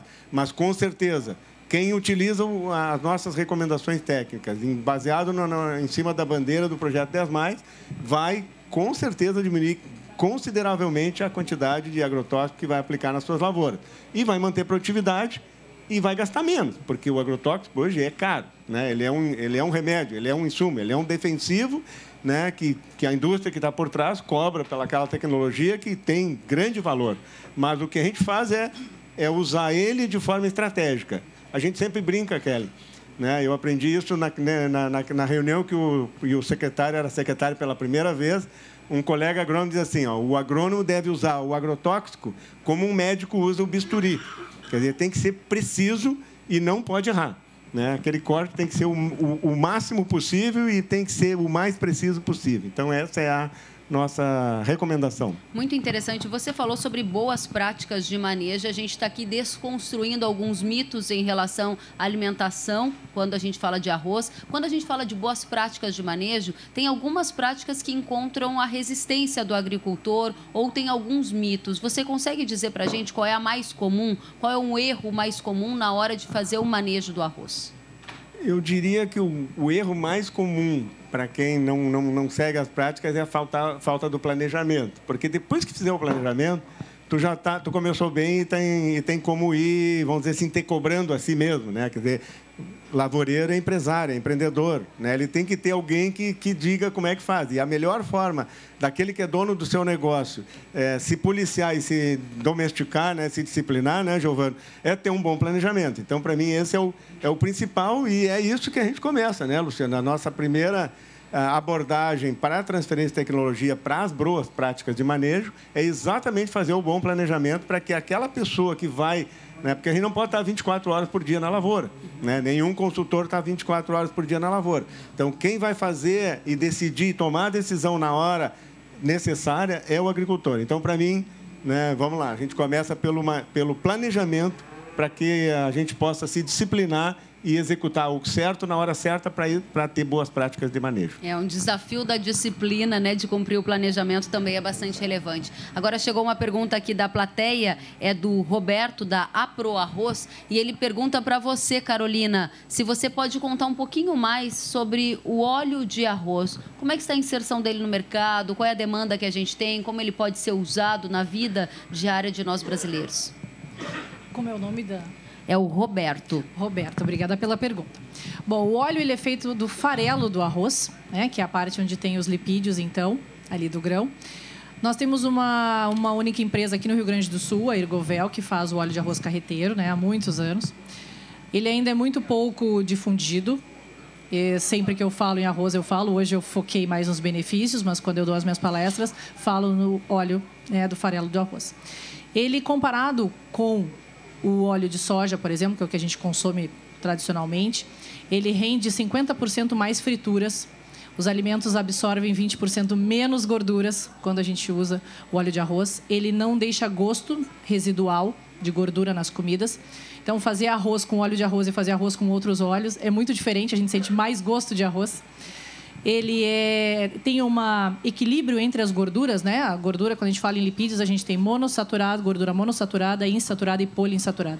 Então, no arroz, nós encontramos o melhor equilíbrio de gorduras entre os óleos consumidos, né? Isso é um levantamento feito pela Organização Mundial de Saúde.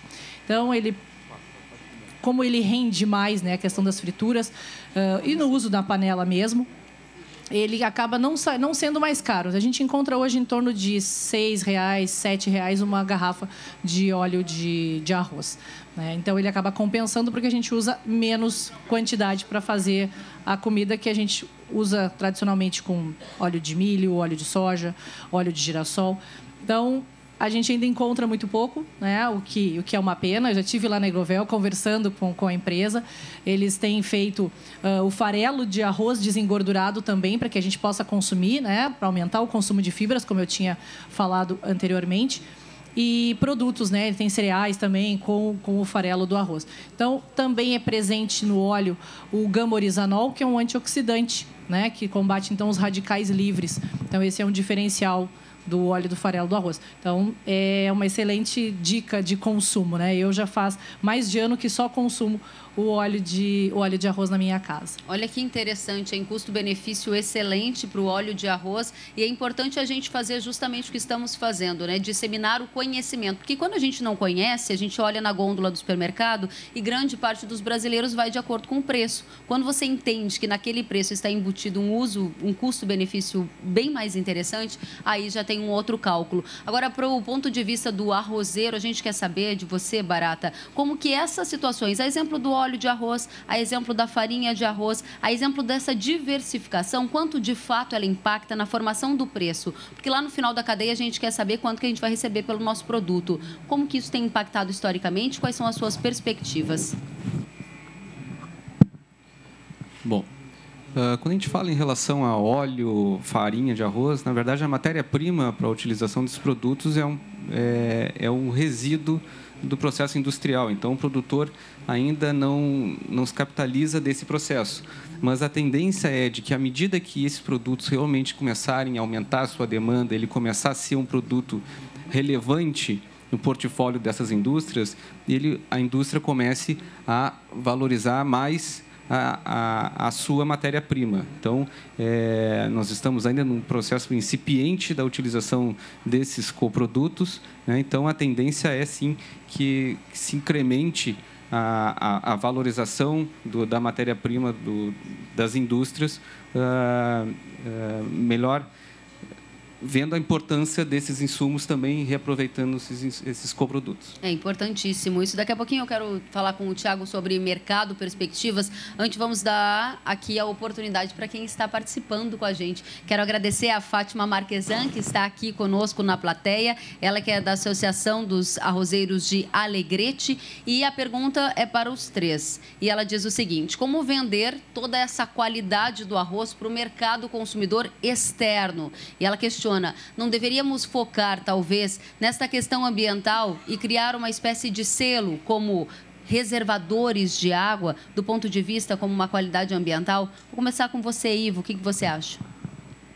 Com certeza, né, presidente Fátima? A gente tem essa discussão já há anos aí.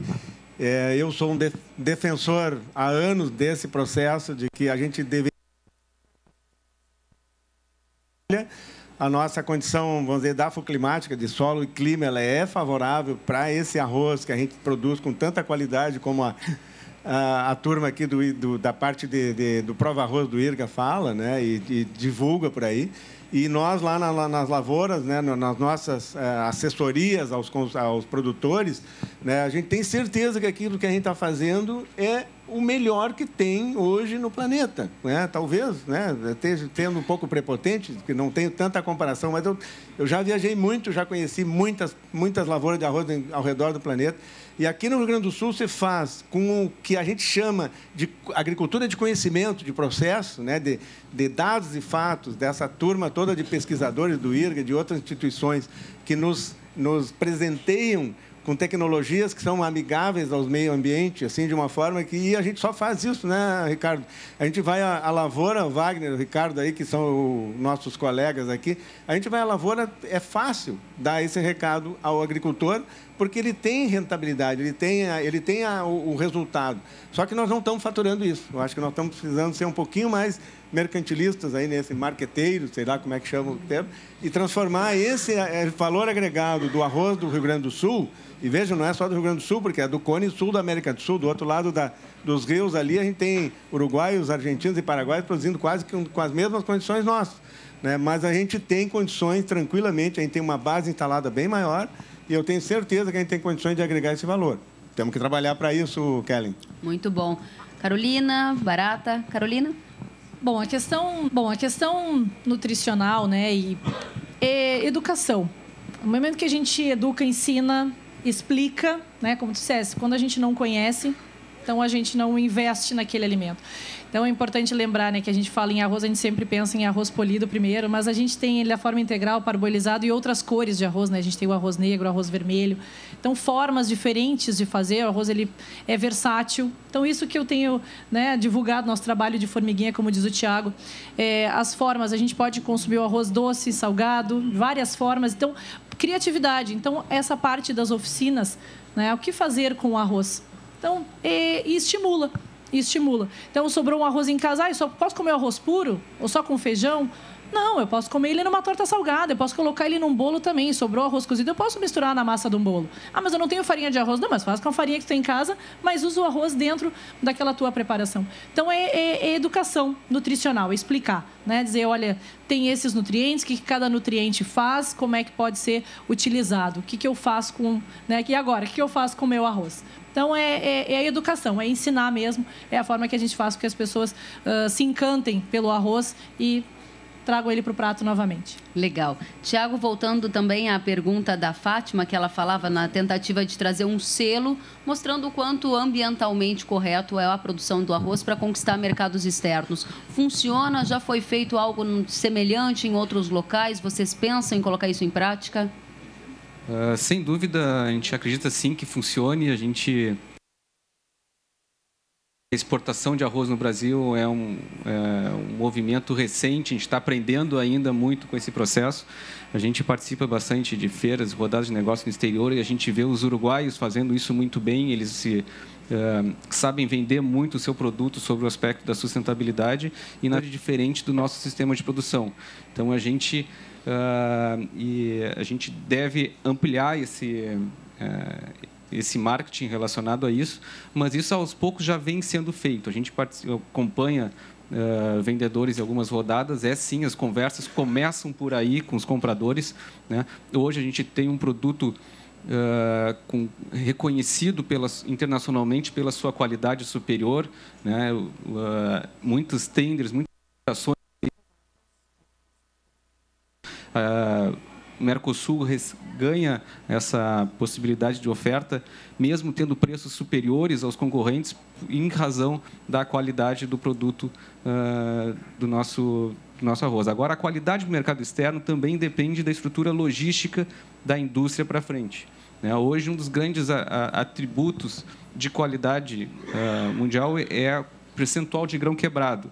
Então, um padrão de produto no mercado internacional é um arroz com 5% de grão quebrado. Aí imaginem vocês a dificuldade que se tem de garantir que esse arroz saia da fazenda, vai até a indústria, e da indústria vá até o porto e ser escoado sem superar 5% do grão quebrado. Então, realmente é é uma ginástica muito grande e o fato de a gente estar conseguindo fazer isso enaltece ainda mais a qualidade da nossa cadeia produtiva, que a gente consegue ofertar um produto com qualidade superior, ser reconhecido pela qualidade superior, apesar de todas as dificuldades que a gente precisa enfrentar. Muito importante isso, porque aparecem alguns dos desafios da porteira para fora, né? Você consegue fazer um bom produto, mas muitas vezes esbarra nas dificuldades logísticas. E o Barata coloca aqui um tema super relevante, né? Que tem a ver com o transporte deste grão, com toda essa necessidade de melhoria que o país tem e que é discutida ano a ano. Claro que isso trouxe nos últimos meses aqui para o Brasil um ingrediente adicional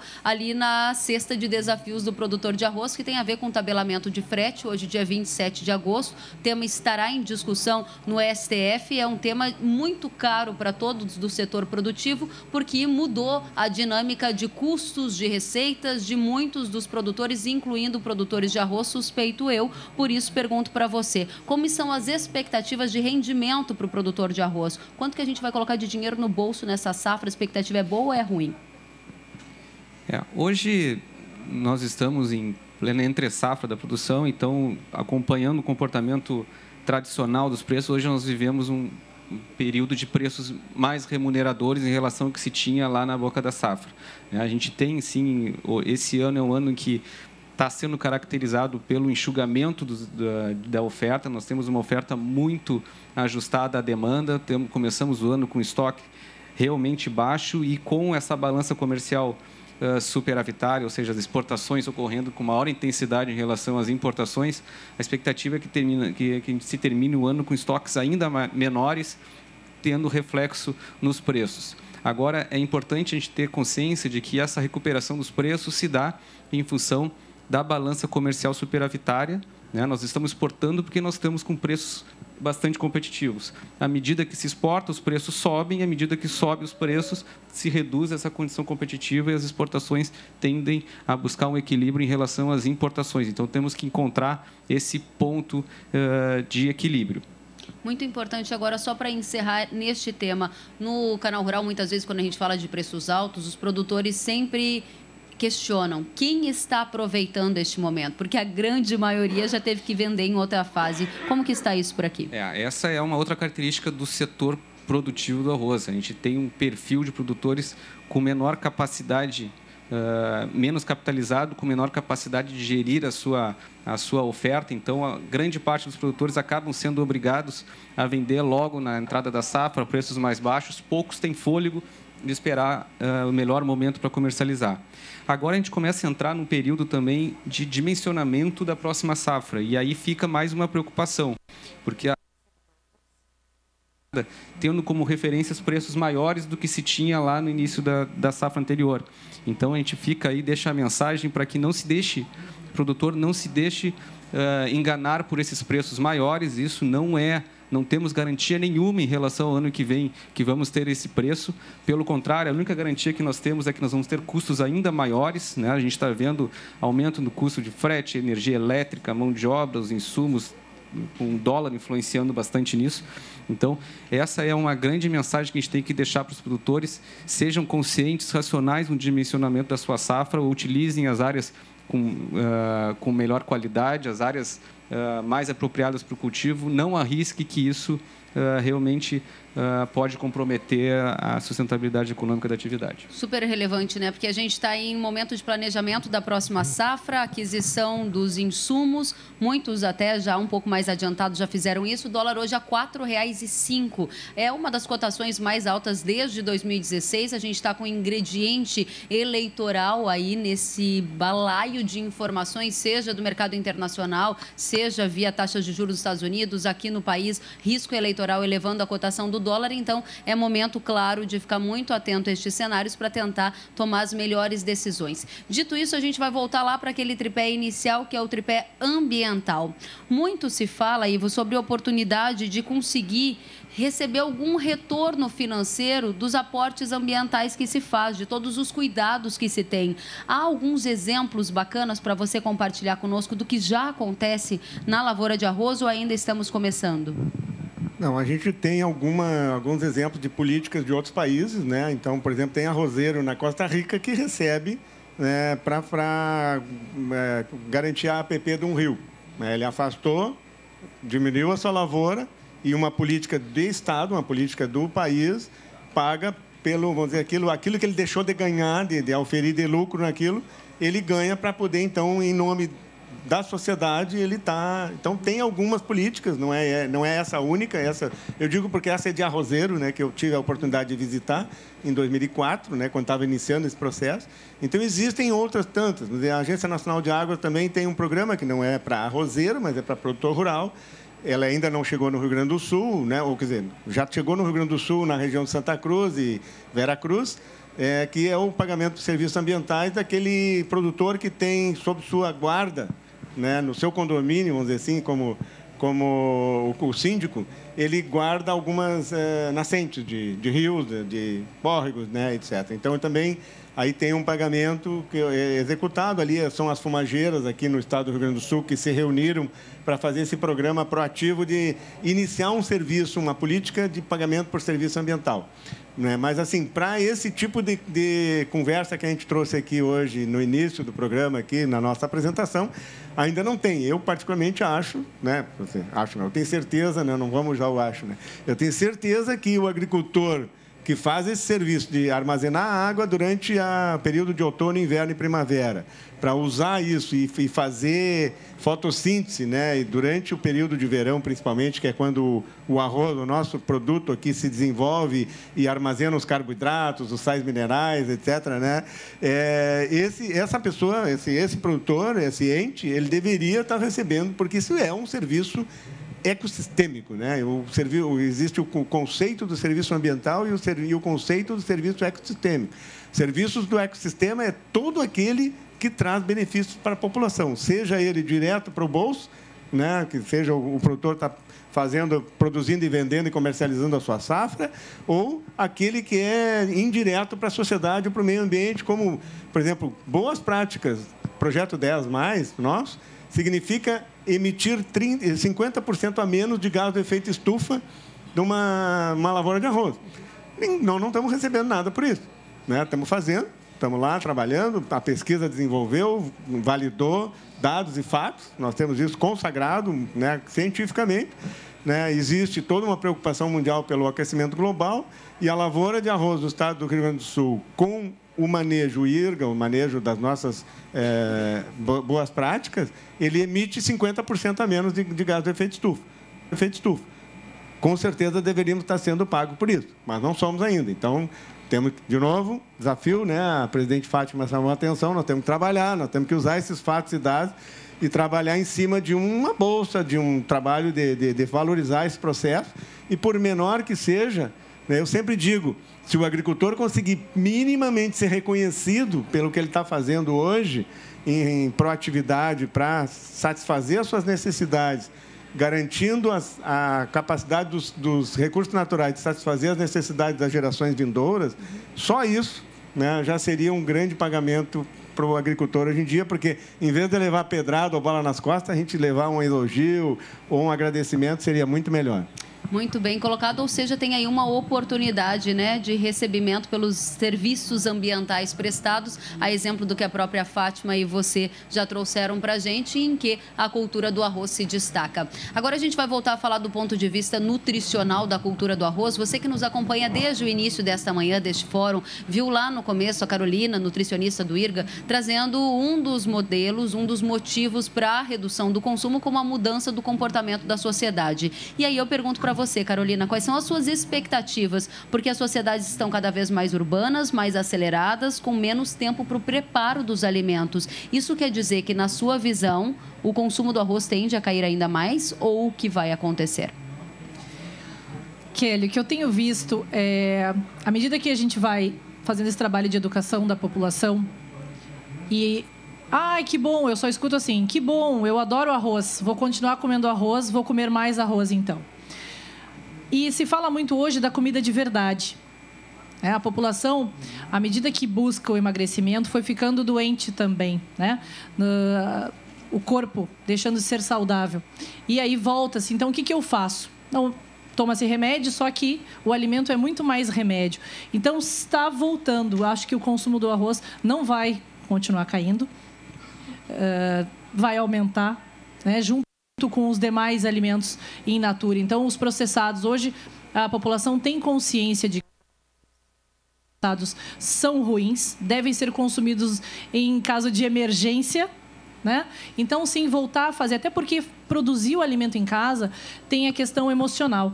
Então, levar as crianças para a cozinha, levar os adolescentes para a cozinha, deixar de ter, né, correr tanto para quê? Vamos ter um pouco mais de tempo em casa, então voltar a fazer a comida de verdade. Isso eu tenho percebido que está voltando, né? Então, nós temos muitas pessoas influentes na mídia que trabalham, né, os chefes de cozinha, enfim, que falam sobre isso, a importância de cozinhar. Então, vamos fazer ninguém está mais quase saindo para se divertir, né, com os amigos. O que a gente faz? Chama para casa. Né? A minha casa é sempre um ponto. Vamos comer arroz na casa da Carol. Então, isso é legal. Então, a gente junta os amigos, junta a família e come bem, come de forma saudável. Então, acho que, né, vai melhorar o consumo do arroz e dos demais alimentos naturais. Interessante. Estamos aí numa travessia, numa transição, e é muito curioso porque em grandes centros, a exemplo de São Paulo, Rio de Janeiro, a gente tem observado muito a onda das marmitas, né? São empresas que se especializaram em deixar as comidas prontas, ou seja, se você não cozinha em casa, pelo menos vai ter lá o arroz negro com um peixinho ou o arroz branco com um feijão. É a comida de muita gente também nos grandes centros, mostrando que a Carolina está muito correta no que aponta também como uma tendência. Agora, aqui no Rio Grande do Sul, que a gente já tem observado como tendência ao longo dos anos, é o aparecimento da soja em áreas de cultivo de arroz. E essa é a pergunta que eu recebi aqui da plateia, direcionada ao Tiago Barata, diretor comercial do IRGA. A pergunta vem do Roberto, que é presidente da Apro Arroz, e ele questiona você. A soja está avançando nas várzeas secas no Rio Grande do Sul. Que benefícios essa cultura traz para o arrozeiro? Pergunta o Roberto a você, Tiago. Excelente pergunta.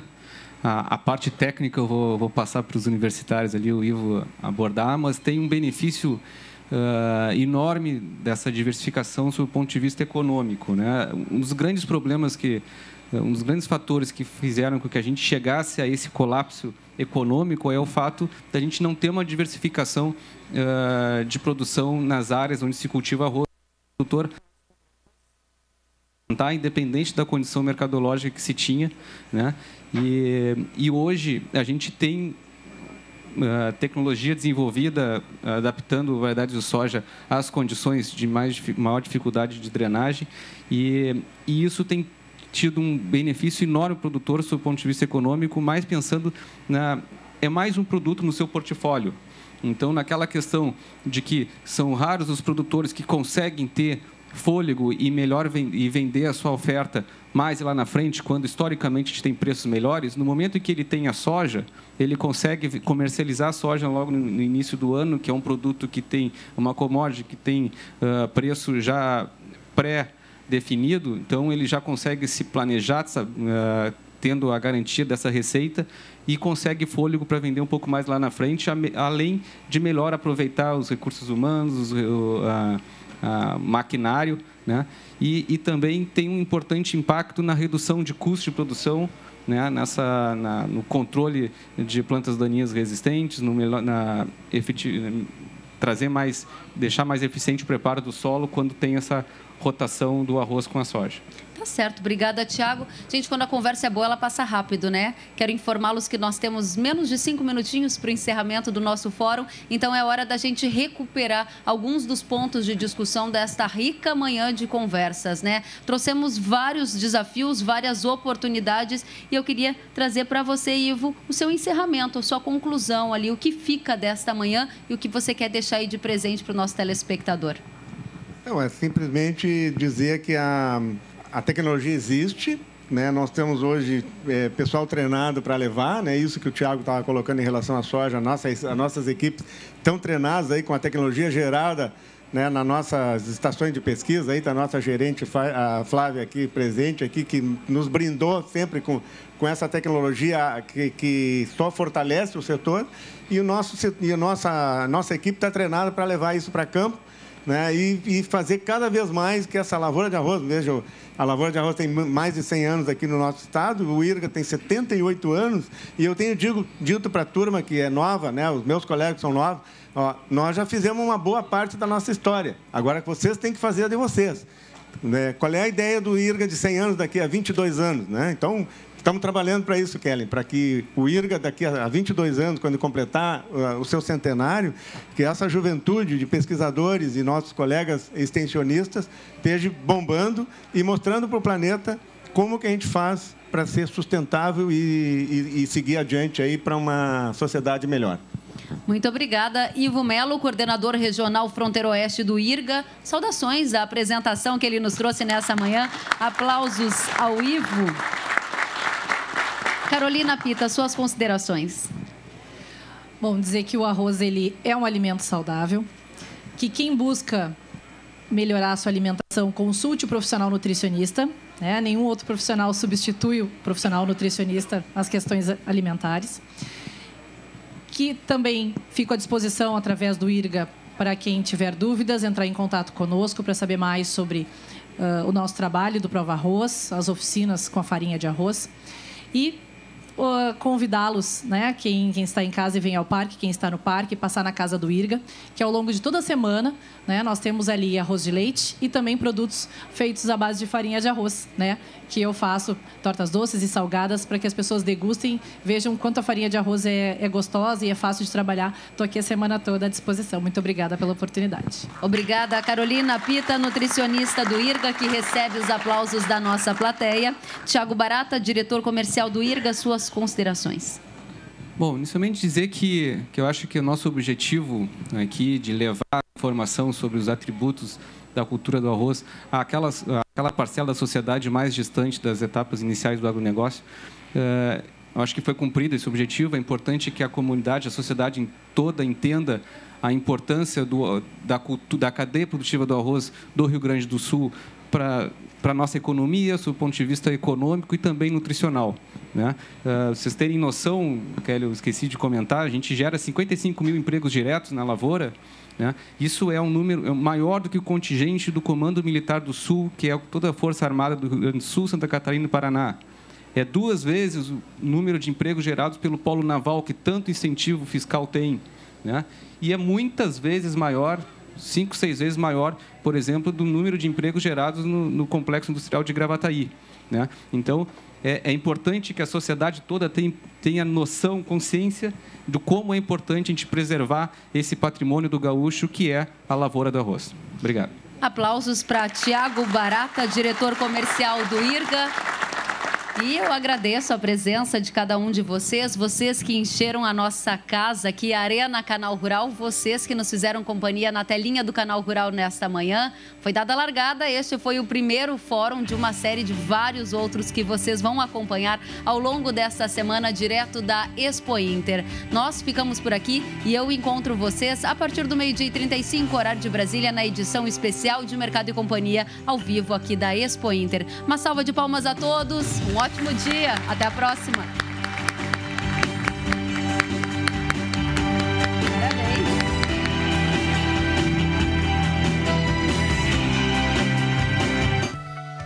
Fórum Canal Rural. Realização IRGA. Governo do Estado do Rio Grande do Sul e Canal Rural.